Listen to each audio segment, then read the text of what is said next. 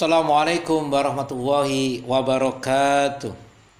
Hamidanillah tabaraka wa ta'ala wa musuliyan wa musliman ala rasulillah. Asyhadu an la ilaha illallah wa asyhadu anna muhammadar rasulullah. Rabbi sholli sadri wa yassiri amri waludatan bilisani yafqahu qawli amma ba'du. Alhamdulillahirabbil alamin, saya senang ketemu jenengan semua. Saudara-saudaraku semua yang melihat video ini, Masya Allah. Luar biasa. Segala puja dan puji hanya milik Allah, Rabb pencipta alam semesta ini. Salawat dan salam senantiasa kita panjatkan kepada junjungan Nabi Muhammad SAW, keluarga, sahabat, dan seluruh para pengikut yang setia hingga akhir zaman.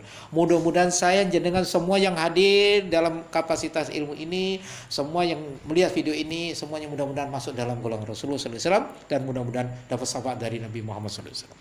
Saudaraku yang dimuliakan oleh Allah, tema sebelumnya kita sadar persis Al-Baqarah 183 bahwa puasalah yang hanya di puasa ini ada namanya la'allakum tattaqun. Ada yang namanya la'allam, agar kita bertakwa. Tema kita hari ini adalah kenapa kita mesti berpuasa? Ada apa kita ini berpuasa? Yang pertama, saudaraku, dengan puasa seorang lebih sedikit makan dan minum. Yang menyebabkan lemahnya syahwat ini menyebabkan berkurangnya maksiat yang ingin dia kerjakan. Karena syahwat ini adalah sumber awal dari semua maksiat keburukan di muka bumi. Sebagaimana Nabi Muhammad SAW telah pernah bersabda, dan itu pernah masuk di tema yang lain, puasa adalah perisai. Dengan adanya berkurangnya makan, jangan dibalik saudaraku. Tidak sedikit puasa itu Ramadan itu balas dendam. Sampai habis subuh sampai dengan sebelum maghrib itu benar-benar nggak makan apapun. Memang aturannya begitu. Tapi begitu maghrib, Allah ya Rabb, itu ada jauh kacang hijau, semua seolah-olah, sehingga akhir tarawih pun tidak bisa. Kenapa? Balas dendam. Padahal kalau hitungan logika, sebelum puasa makan 3 kali, normalnya seperti itu. Sedangkan puasa makan cuma 2 kali. Makanya ada titik lemah. Sudah lemah, mestinya diperbanyak baca Al-Quran. Kapan? Di siang hari. Bahagianya kapan? Saat berbuka. Bahagianya kapan? Saat bersahur. Jangan tidak pernah bersahur. Karena bersahur itu ada rahmat barokahnya Allah. Walaupun hanya seteguk air, walaupun 1 butir nasi. Jangan tidak sahur. Nah, karena titik lemah itu berarti syahwat turun. Kalau syahwat turun, maknanya berarti menyadari diri kita tidak punya kuasa apapun kecuali tentang pengingatan Allah. Yang kedua, puasa ini melatih seorang untuk kuat, sabar, dan tabah. Bagaimana kok bisa dikatakan menjadi kuat, sabar, dan tabah? Kuat menghadapi kehidupan sampai tidak makan mulai jam, anggaplah jam 4:30 sampai dan 5:30. Anggap begitu. Berapa jam itu? Kuat itu. Bahkan saya pernah di Belanda, puasanya itu Allah, berbukanya jam 10 malam, sahurnya jam 3. Coba berapa jam puasanya? Saya ulangi sekali lagi. Saya pernah di Belanda, puasanya berbuka jam 10, sahurnya jam 3. Berapa jam? Tapi alhamdulillah karena ada yakin dengan kekuatan ini, maka nggak ada masalah, biasa-biasa saja, membuat kuat. Sabar menunggu menuju maghrib, sabar tidak makan walaupun halal karena ada perintah, dan harus tabah dengan godaan. Bahkan sampai ada di sabda Nabi Muhammad SAW, jika ada saudaramu mengajak tengkar, jangan bertengkar. Katakan stop, sekarang Ramadan.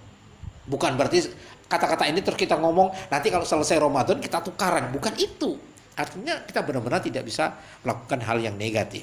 Merokok tidak bisa lagi. Seandainya merokok itu terjadi di sini, maka bagi mereka yang merokok, coba kita tanya, rokok itu kalau 10.000 satu hari, misalkan 1 bulan 300.000, pertanyaannya yang merokok 300.000 itu, maaf, pernahkah sodako 300.000 sebulan? Ini juga harus tahan. 3, puasa memudahkan seorang untuk berbuat ketaatan dan kebaikan. Karena banyak hadis, banyak Al-Quran, bagaimana puasa ini menjadi bulannya Allah. Untuk Allah memang puasa ini. Maka disitulah perbanyak istighfar, perbanyak sholawat, perbanyak baca Al-Quran, perbanyak sedekah, dilipat gandakan pahala-pahala itu. Maka itu akan menuju ketaatan. Di malam harinya ada tarawih, di malam harinya ada tadarus. Ini itu membuat orang menjadi kolbinya tertata menjadi luar biasa. Keempat, puasa menyebabkan lunak hatinya untuk senantiasa berzikir kepada Allah, memutus berbagai sebab yang dapat melalaikannya. Apalagi dikirnya yang mungkin sudah pernah sering, yaitu asyhadu alla ilaha illallah, astaghfirullah, as'alukal jannata wa a'udzubika minan nar. Dikir ini luar biasa. Asyhadu alla ilaha illallah, persaksian tidak ada Tuhan kecuali Allah. Astaghfirullah, minta ampun kepada Allah.